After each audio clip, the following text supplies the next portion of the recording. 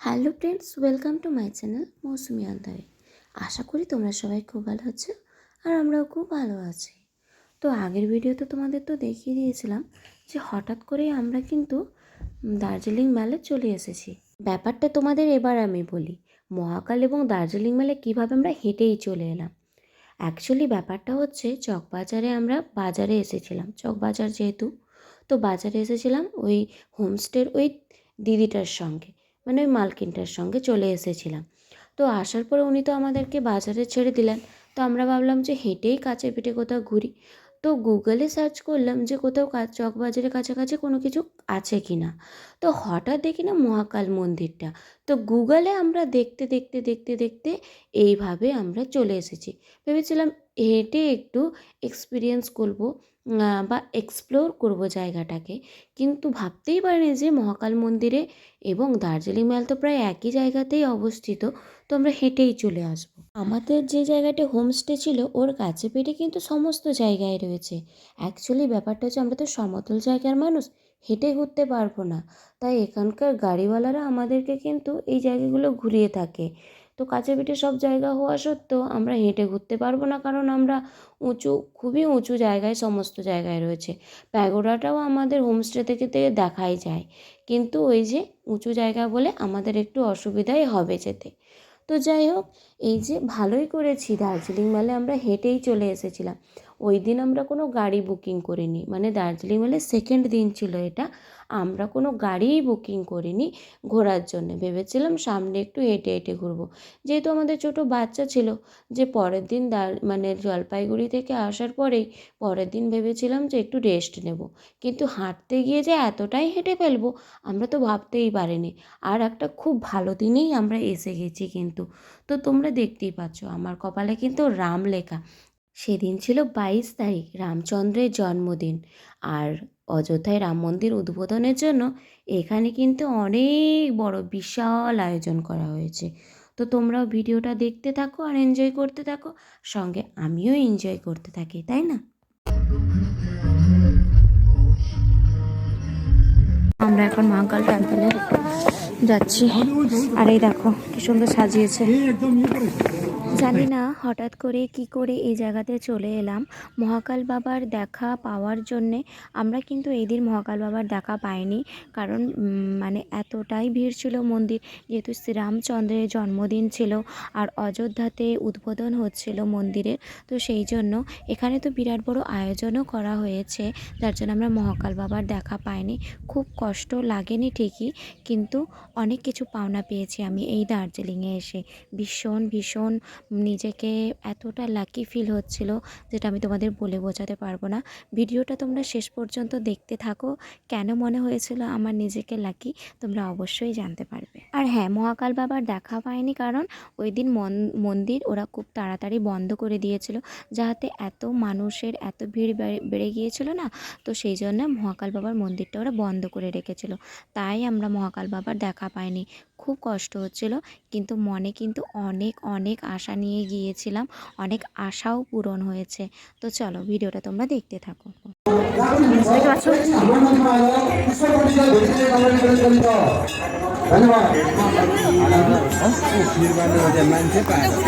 প্রচুর মানুষজন। বাবুকে পারা বাবু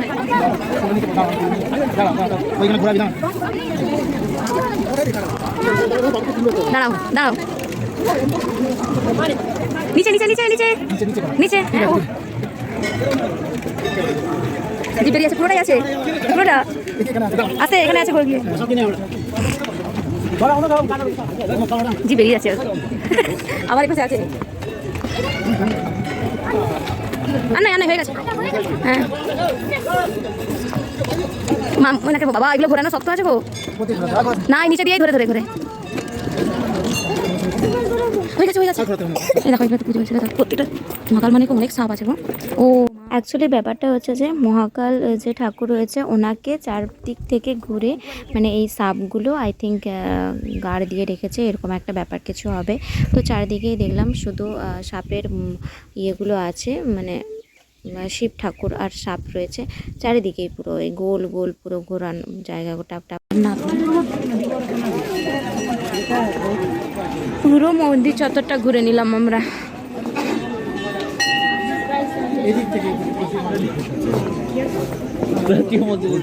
ঘুরে ঘুরে সেম জায়গা। যেহেতু এদিন রামচন্দ্রের জন্মদিন ছিল, সেই জন্যে এই মন্দিরে দেখেছিলাম প্রসাদ দিচ্ছিল। তো এই যে দেখতে পাচ্ছ, এটা ক্ষীরের পায়েস, যেটা খেতে খুবই টেস্টি, মানে ঠাকুরের প্রসাদ বলেই হয়তো এত সুন্দর খেতে। তারপরে আমরা খেয়েছিলাম সুজির হালুয়া, এমনকি এখানে ভাতও দেওয়া হচ্ছিল। এবার বিকেল 5টা বেজে গিয়েছিল, তো সেই জন্য কী হচ্ছে, ভাতটা আমরা পাইনি, মানে ভাত এবং সবজি তরকারি ডাল এগুলো ছিল। আর সঙ্গে দেখো এই ওরা কফি না, চাও দিয়েছে। বিকেল এরকম 4টা মতো বাজতেই, মানে 4টা সাড়ে 4টা মতো বাজতেই দেখি এই রকম টাইপের ওরা তুলো, মানে গোটা জিনিসটা হচ্ছে বাঁশের তৈরি, আর ওপর থেকে তুলো এরকম জড়িয়ে জড়িয়ে দিয়েছে, আর সঙ্গে ঘি লাগানো ছিল।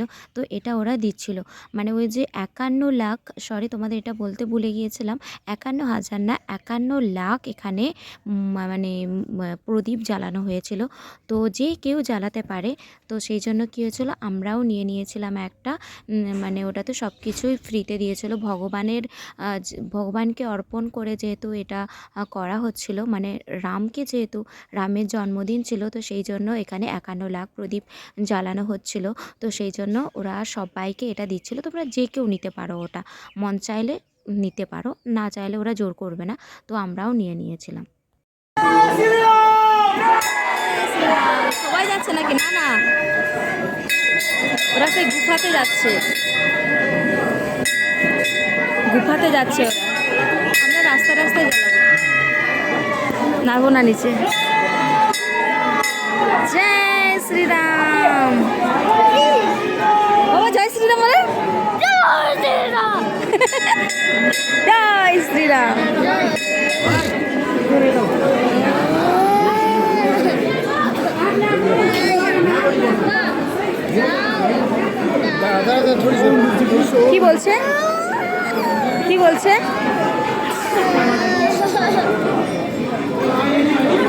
কি বলছে? তাহলে আমরা একধারে দাঁড়াই আসো। হ্যাঁ, অ্যাকচুয়ালি আমরা তো বুঝতেই পারছি না ভুটানি ভাষায়, এইটুকু জানি যে ওইটা দিয়ে সবাই, ভুটানি না, অন্য একটা ভাষা, গোর্খা ভাষা, সরি, ভুটানিদের ভাষাকে। যাই হোক, সবার হাতে নিয়ে সবাই দাঁড়িয়ে আছে, দেখতে পাচ্ছ। ওখানে এই আগুনটা ধরিয়ে নিয়ে আসো। এই তো এখানে প্রদীপ, এখানে জ্বালাও না, প্রদীপে জ্বালাও, নাহলে আমাকে দাও।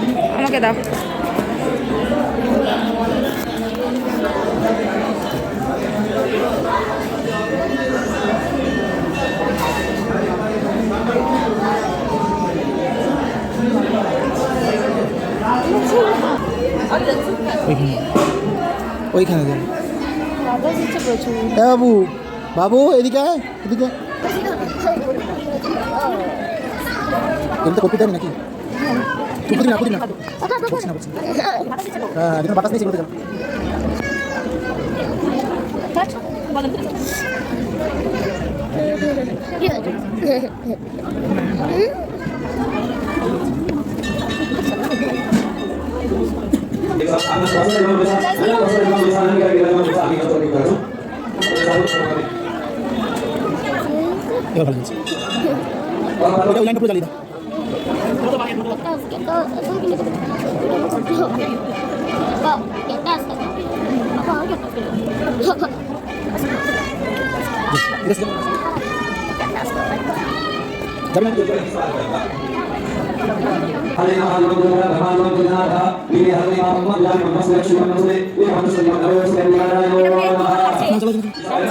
মানে এই জ্বালানোটা দেখে একটা রাম ফিল হচ্ছে, আমরা জ্বালাচ্ছি প্রদীপ, তাই না?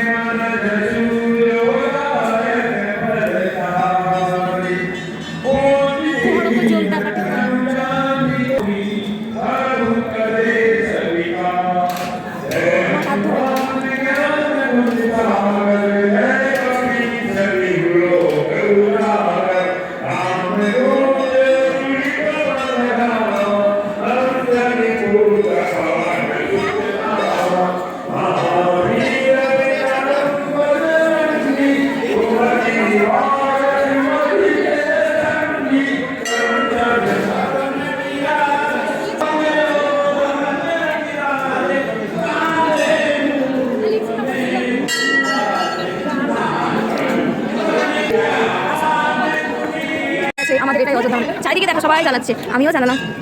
তো চলো রাস্তা দিয়ে হেঁটে হেঁটে যাই আমরা এখন। চারিদিকে দেখো,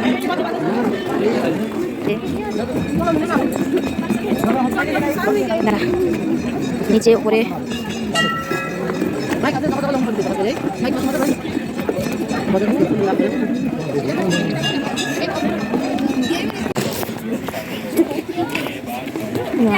দেখতে পাচ্ছ তোমরা সবাই, অসাধারণ লাগছে, অসাধারণ।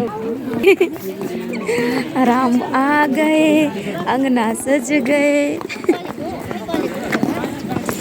जय श्री राम, जय श्री राम। ও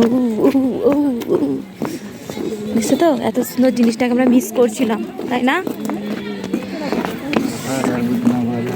জয় শ্রীরাম, দেখো। আমি যখন মাইলটাতে এসে পৌঁছেছি, যখন এই প্রদীপগুলো সাজানো দেখেছি না, সেই তখন দুপুর 1:30টার সময় এসেছিলাম আমরা।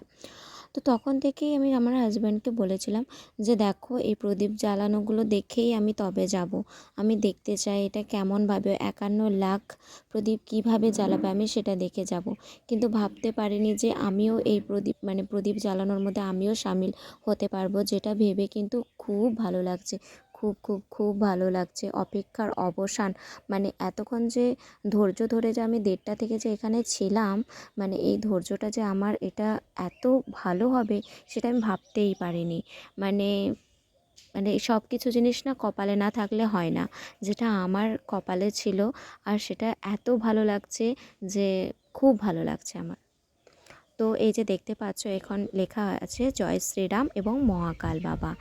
আর এই প্রদীপগুলো জ্বালানো হচ্ছিল 15 মিনিটের মধ্যে, এগুলো জ্বালানোর চ্যালেঞ্জ হয়েছিল। তো সেই জন্য কি হয়েছে, সমস্ত মানুষজন এখানে কিন্তু হাতে হাতে লেগে, হাতে হাতে সবাই হাতে হাতে এই প্রদীপগুলো জ্বালিয়ে নিচ্ছিল। আর এই দেখো ফাইনালি কিন্তু আমরা মেলে চলে এসেছি, যেটার মূল আকর্ষণ মেল। আর এখানে আরও সুন্দরভাবে প্রদীপগুলো জ্বালানো হচ্ছিল। তো তোমাদেরকে দেখাচ্ছি, দেখো এটা দারুণ দারুণ একটা দারুণ অভিজ্ঞতা হচ্ছিল আমাদের।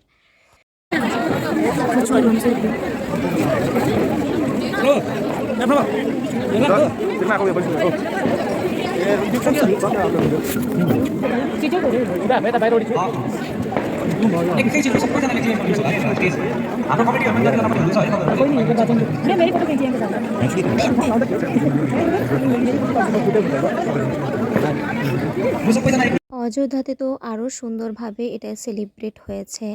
আমরাও দার্জিলিংয়ে থেকে এত সুন্দর একটা আয়োজনের মধ্যে প্রায় 51 লাখ প্রদীপ জ্বালানোর আয়োজনেতে আমরা যে সামিল হতে পেরেছি, এটা আমাদের কাছে অনেক অনেক বড়। আমার কাছে তো স্পেশালি অনেকটাই আশীর্বাদ স্বরূপ পেয়ে গেলাম আমি জয় মহাকাল বাবা, শ্রীরামচন্দ্র এবং হনুমানজির কাছ থেকে। অনেক বড় পাওনা পেয়ে গেলাম যেন ওই দিন। আরও খুব ভালো লাগছে। তো তাড়াতাড়ি আরও নতুন নতুন ভিডিও আনতে চলেছি তোমাদের কাছে। এখন তোমাদের জানাই টাটা।